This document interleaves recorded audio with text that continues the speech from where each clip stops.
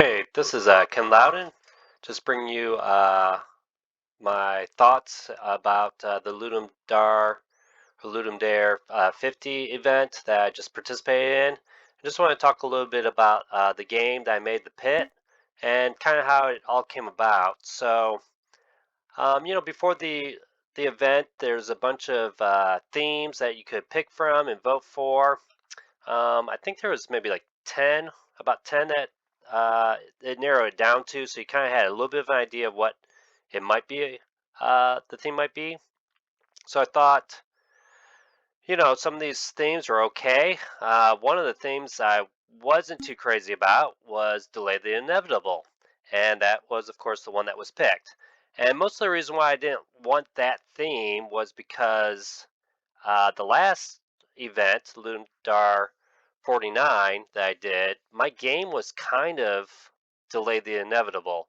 That theme was unstable, and I had made a game where you're building a village and there's a volcano and lava's coming down towards the village, and you're trying to delay that lava from reaching your village. But it was an unstable volcano. That's what I did for the theme.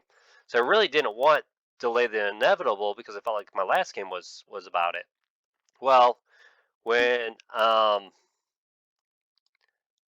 when this theme came out, I was like, well, what can I do for it? Now, I did before it came out had some ideas written down on a piece of paper of what I might do. And one of the ideas I had for Delay the Inevitable was someone just falling down a pit. Exactly what they would do, I don't know. I was thinking maybe they would get some resources, and as they're falling down, they would get these resources and, try to survive by collecting resources, maybe building stuff. But I did have another idea that I was thinking about if there was another theme. I was kind of hoping for the theme of one resource, and my idea for the one resource theme was to have like your one resource be humans. So it'd be like human resource, like an HR. And so I was thinking of you have a job, and in the job or you have like a workplace, and you have humans or people that are working for you, and you try and get them to do things. And I also was kind of thinking, it'd be kind of cool if I could make like a card game. I've never made a card game before, maybe like a deck builder. And what if it was like a real time game where you're trying to manage your workers using cards? Of course, that theme wasn't picked, so um, it was Delay the Inevitable instead. So I went to what I had written down, and I wrote down some other ideas about what maybe I could use as far as the game goes. But what I ended up doing was, well, what if I took the pit idea and I made a deck builder out of that? There was a deck building aspect, so you still had the real time element of playing a game, but at the same time playing cards to kind of help you with the game. And at first I was kind of like, I don't know if that would be good. It might be kind of hard, which at first playing this game, it is kind of challenging. But I also had not too long ago participated in a competition called the 7 Day Roguelike, and in that competition, I had 7 days to make a rogue game. And the idea I had for that one was about time traveling, and you have like 3 different time eras, past, present, and future. And you would kind of like go through time and kind of deal with enemies that were in the past, present, and future. Well, so for this Ludum Dare event, I didn't realize it was so close. I thought it was going to be later in April, and I was kind of like, well, I just got done with this 7 Day Roguelike event. I don't really want to spend a whole lot of energy, into making a game. So I wanted to make it something simple. So the idea of a character falling down a pit and then playing like a deck building game, it seems simple enough for me to make. Matter of fact, when I go through, going back through my code, I use Unity, I use C# scripting, and I think I had maybe about 8 scripts total, which isn't quite a lot. Usually I have a lot more than that. One of the reasons why I didn't have as many, I kind of did on purpose too, is because I found like when I was doing the 7 Day Roguelike, when I had a bunch of different scripts, sometimes I would forget where I had typed certain code. And so, yeah, so I wanted to use less scripts. I had like less managers. I only had like three managers. One's for the audio, but one is the card manager, which handles all the card scripting for the cards and managing, drawing cards, playing cards, buying cards, purging cards. And then I just had one game manager that handled everything else, whether it's a UI element or, keeping track of the character. The character was easy to make. You basically have a character controller that you can only do two things, go left or right with them, and then he just, falls on his own, using the Unity engine for physics. So that was kind of simple enough. That was probably the first thing I made, was just him falling and dying. And then the collecting coins, they have a script of collecting coins. The bottom of the pit has a script that just kills the character when it collides into it. So a lot of simple codes. When I first made the game, I didn't start with any kind of artwork. I started with just circles and squares, and just got the two mechanics down right away. As far as the cards, making the cards, that was not as hard as I thought it would be. It didn't take me long to, have a. There was one script it's called card info, and then the card manager has a list of what's in your deck, what's in your hand, and what's in the discard pile, as well as an overall deck list. And so it's just managing, okay, where are these cards? Are they in your draw pile? Are they in your hand? Are they in the discard pile? Or have they been removed from these three? Because there are some cards, like the life card, which gets removed, so you can't play it again until you've ended the entire round. And what I mean by round is your character has lost all of its lives, and you're going to continue. Now, it doesn't remove it from your deck, so you actually have like a deck that you can keep reusing if you have enough coins to continue. So let's see, what else can I talk about? So yeah, the deck building was pretty good, because I knew I wanted to not have you be able to control the character too much. I know some have said, like, well, it's hard to control the character. Well, that's kind of the point, that you can't really control the character unless you play cards like the slow card. In this case, I have two of them, or the side speed. If I just go, right now I can kind of pick up some coins because I've added some, but it's hard to collect any coins, and you need the cards in order to do that. I'm gonna get this card. So the idea for the cards was actually kind of easy to come up with. It's like, okay, so how can we control the character? Well, we can slow him down with gravity. We can make him move side to side better. Purge weight. Yeah, let's get that. That probably wasn't a good idea, actually. This extend level card. I thought of that right away, because yeah, you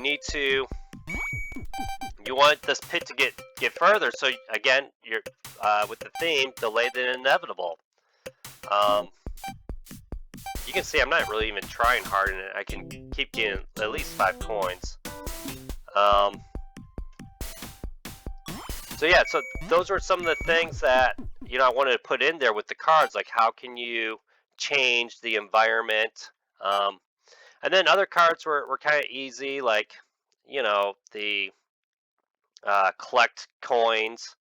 You play that card, you collect coins that you're near. The draw cards, which isn't a great card. And let me talk a little bit about the draw card. So, I had my daughter kind of play test my game a little bit. This was about Saturday afternoon. It didn't really take me too long to get to a playable state of my game because the mechanics were that simple.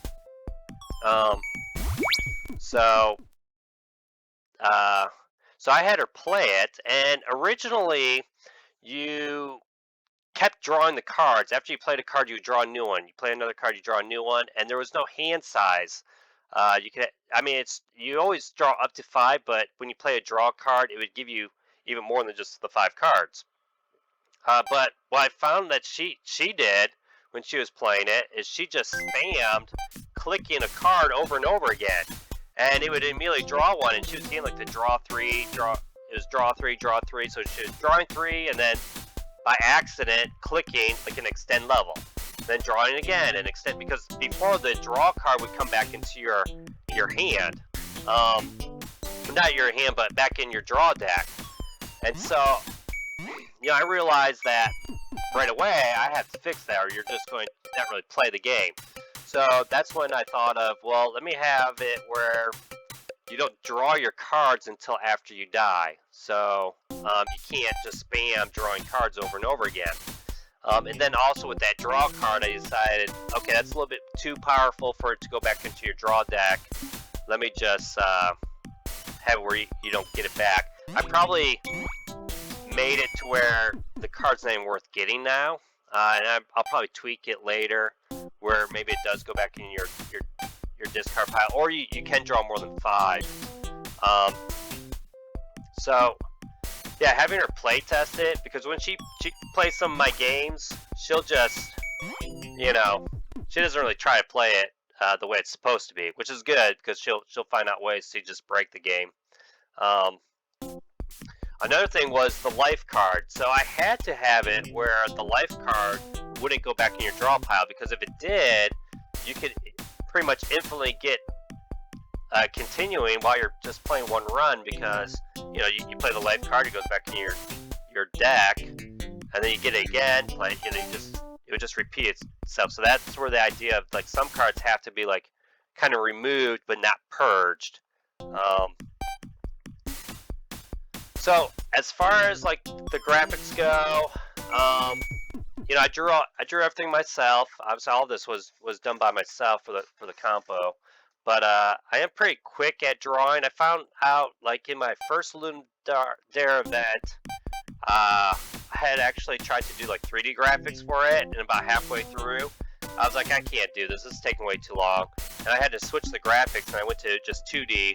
And I'm pretty quick and fast with the 2D art, to where I was able to do it that time. So I just usually stick with 2D art. So I wanted a kind of style that looked like retro arcade-like, because this is kind of an arcade-ish kind of game that you might play a long time ago. Since it is so simple. Now, let me see if I can get this coin over here by doing a slow card. So then, because I was thinking, well, it's like an arcade and you have to do these continued things, I tried looking for a palette for my menus, like an arcade palette. So it was like these pink and purples and these orange colors. So I thought that looked really good.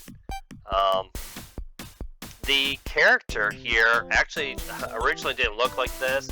It wasn't so 8-bit-ish. It was more 16-bit with like bigger white eyes, not pupils, but white eyes.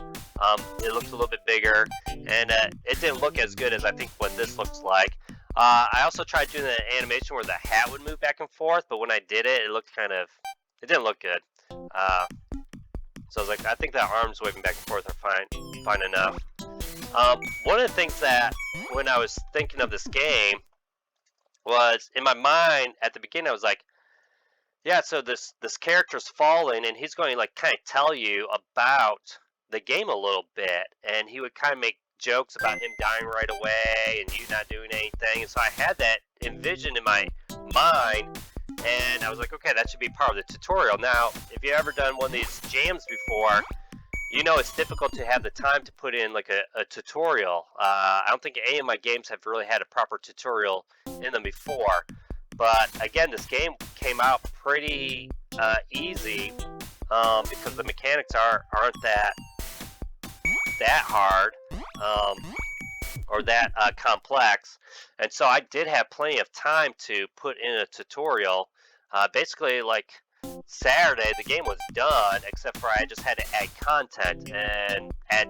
I think maybe I had to add sound effects and music, but most of the game was already complete. Let's see if I can purge a card. I'm going to get rid of this purge weight card. This menu thing does not work very well. When my mouse is over here, it's not going to scroll when I'm using my mouse wheel. When I'm over here, it does. And then this, I don't know why it's like the reverse. Like I pull up to go down, I pull down to. I don't know why it does that, and I can't click to make it go down. So, but anyways, I wasn't going to waste time trying to fix that. Since it wasn't the critical, and it kind of did still work. Yeah, so Sunday I had that kind of extra time to put in that tutorial and to kind of polish the game a little bit for what I wanted it to do.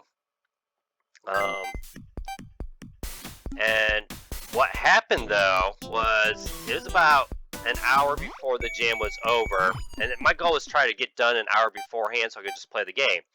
Well, I didn't build the game at all, which was a mistake. I should have at least tried to build it once. And when I built it, the menus and everything was just out of sorts. Like, it was nothing like how it looked right now. And some of it was like the monitor I was using to program is an older monitor. It's not a 16:9 kind of monitor. So I didn't think it's HD or anything like that. And but when I was doing it in the Unity editor, everything looked fine. I even set it to a specific resolution, but when it built it, all the menus got messed up. So I was trying to figure out how to fix that with like an hour left to go, and I spent that entire time trying to get that done. Ooh, draw more cards. Nah, I don't think that's good. Remove, not purged. Let's get the collect coins. And like, oh man, that really stressed me out so much, because again, like everything else was going so smooth and so fine, and I was about done with it. And let's get extra slow. I was just glad I was able to figure it out. You know, just Googling it, searching. I had to change the canvas to something where it scales according to the screen size. You know, I don't know why Unity has issues with their UI system, or maybe it's just not as intuitive for people to program. Another thing I changed too was when I first made the game. You didn't have this start fall button. It just said race, set, go. So you had to already start clicking right away. I think the start fall was kind of good because it gives you, what I do like about this game is when you have your hand here, you kind of planned out what you're going to play.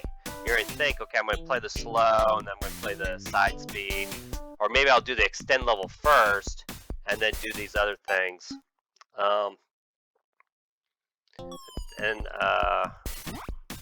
There's no coins. So that was a good thing I added. I also like these icons I added because when I had my daughter play it, these icons were not here. And she even said, like, you know, it was hard for me to tell. Like, I have no time to read the cards. Like, you don't have time to read the cards. You need to know the cards. And I think the icons kind of help know, like, okay, I can just see, like, I'm going to be adding coins if I play this card. Okay, here's my side speed one because of that. And I put this little menu on the left-hand side here to help the user whoever's playing the game. Probably like when I finally like fully develop this game and publish it, I won't have this on the side and maybe get some real estate back on my screen. But this would be like somewhere else that you could click, or maybe you just click a button in the lower corner. It's going to show you what those icons are. Um, let's see, extra slow. Um, yeah, designing the cards was kind of easy. It's one script. It's called card info. There's like no coins here. I think I just lost. Oh no, I got one more try, but there's no coins. All right, let's see if I can get some. Extend, slow. Whoops, pushing the wrong key. Life. All right, did pretty good. Yep. Yeah, so it was one script. The script had some information about the cards, like how much they cost, what's the name, what's the description, and then it had like a delegate, or I think that's what they're called, delegate. Was actually like an action, and the action has like a function that it can call on. And so I just have a bunch of different functions. Like one is called slow, one is called add coins, and one's called draw, or one's called purge. And then what you can do is you can instantiate, or not instantiate, but increment the action. So I have a few cards. I don't know if I have any right here. I have a few cards that do multiple things, and so it was really easy to add that because of the action programming that I included with it. So those are like some of the things I'm like kind of proud of. Like even the animation on these cards. Now it's a little bit off. The card animation starts to draw at the same time when you get a card. So it always looks like you're getting an extra card, but the timing of it is just wrong. You know how this card hovers up, like, you know, it's a little bit weird like that. You know, if you put your mouse like that, it goes up and down. But you know, I did like those. The coin, the sound was pretty good. I forget. I used a website I forget the name of the website where you could get not where you just download a sound, but you actually make your own sound with the sliders and things. And then I used a program for making the music. I'm not really good at making music. I focused mostly on the percussion for this music. And I like how for the music, it's not playing all the time, because the music is very short. It's not a very long song, and so it would get kind of repetitive and kind of boring, and you might get sick of it. So I'm kind of glad that you know, when you die here, it just stops the music. And then I had enough time to make actually another song for this part too. Again, focusing on percussion mostly. Yeah, that was it. That was a short song. Okay, well. But yeah, I do think that this game was pretty fun to make. I think it's the best one I've made. I've done 5 of these so far. I think I want to come out with a video where I kind of talk about all my different games I've made so far for this event. Most of them have been by myself. I've done 2 where I worked with my brother. My brother was just learning how to program. So, and even with that one, I was, you know, doing, I was doing most of the programming, most of the art as well. I do also like with these cards, you kind of want to play as many as you can so that you can draw some more cards. I think that was a nice thing when I added that, like, you don't draw cards until the end, so you want to get rid of your cards. That's where, like, a strategy, if you got some of those weight cards, try to play all of them before you die. You know, just try to get rid of all of them. And I needed those weight cards in the game so that you have something that clogs your deck. And I'm not really doing too good right now because you're not seeing some of the better cards. You know, the way I did with the buying cards, originally it was just like randomly picking these cards, and well, it would stink if you got 3 cards and you can't buy any of them because you don't have enough coins. So I changed it to where these cards will only show if you can actually purchase them. So it's not going to give you, it's not going to show you a card that you can't purchase. This card right here, the extra weight card, is always available for you to purchase, and that might be kind of strange, but there is a card in the that you can purchase that uses weight cards. I don't know how powerful that is or how well balanced that is. I do like the idea, like, hey, you can actually get a bunch of extra weight cards, but then they if you have the right card with them, it would combo with it and be useful. I forget what that card is though. I think it's something where it purges all your extra weights, and for each one that it purges, it gives you like a coin. I don't know how worth it that is, but it is kind of nice because it's a way for you to get coins without actually trying to collect it. Um, let's see. I'm gonna just get the draw card. All right, let's start falling. Add 10 coins. Add 10, add 5, add 5. Slow down a little bit, side speed. Alright, that's pretty good. Let me start over. Let's see if I can get a little bit more, better game going here. I'm going to do the extra slow, just so I can play all my cards. Oh, I didn't click the right one. Alright, that's better. So let's see if we can get some better cards here. Alright, greedy. I like the greedy card. It costs you 15. You're going to get 30 coins to your level. But it fast fall, removed but not purged. So you can use it once. It's going to make you fall right away, but you're going to get 30 coins added to your level here. So let me talk a little bit about some ideas. Some people have been playing them and they've been giving some great ideas for this game. Ooh, okay. Giving some ideas, and some of these ideas I've already thought about. One of the things is someone played this game and they got over like 2,000 coins and 12 lives. They were having a great time with it. And there is a point where, like right now, I'm never going to lose. I can always get 5 coins now. So really, like, paying 5 coins to continue is really not that big of a deal. So, I have to be able to have it in a way that the progression is going to get harder as you're getting better cards. So one idea is to add some obstacles in later levels. All right, there's the greedy card. Let's see how this one works. Let's see what I want to do here. All right, so here's the strategy. I'm going to play the greedy card, which is going to make me fall right away. But I have a card that says stop fall. So I'm going to play this card and then play the stop fall. This is going to work out pretty good, I think. Alright, if I can time it right. Alright, here we go. Greedy, stop all. Okay. Maybe it wasn't that great, but let me collect those coins. Alright, it didn't seem to collect that as many as I wanted it to. Ooh, extra stop fall. Yep, let's get that one. But yeah, so an idea is that there might be some obstacles, or there might be like a spike ball that when you run into it, it will cause you to lose coins on the level. Not that they would lose them permanently, but maybe kind of like a Sonic the Hedgehog thing where the coins drop and you have to pick them back up.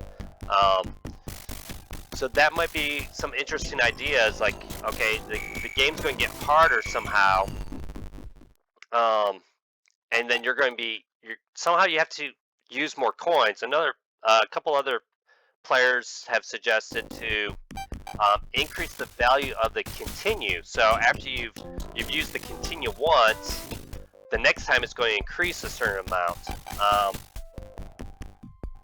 So like right now, maybe it would cost me like 20 coins to continue.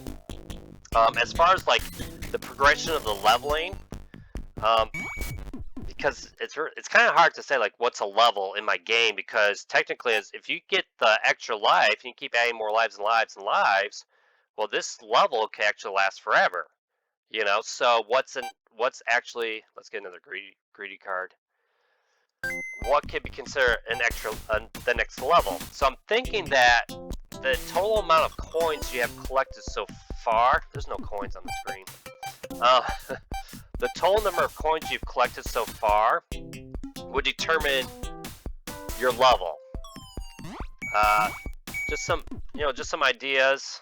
How can you make a progression in this game? So the more coins you get, the higher the level you're going to be, and it might happen while you're doing it. Like right now, I consider this a run. I have 1 life left during this run before I have to continue. So maybe during your run, you are doing you get to a certain threshold for coins, and then it's going to bump you up to the next level automatically while you're playing it. So yeah, that's like a. Let me get into the collect coin. That's an idea of how someone has suggested to do like maybe some cards, and I kind of like this idea, and I want to try to think about how to do this. Some cards will give you like a permanent effect, but in order for you to continue to have that permanent effect, you have to like use coins to kind of almost repurchase the card. It's kind of that's an interesting idea. I might think about that and how that might work. Um, and it's another way for you to use your coins. Another thing could be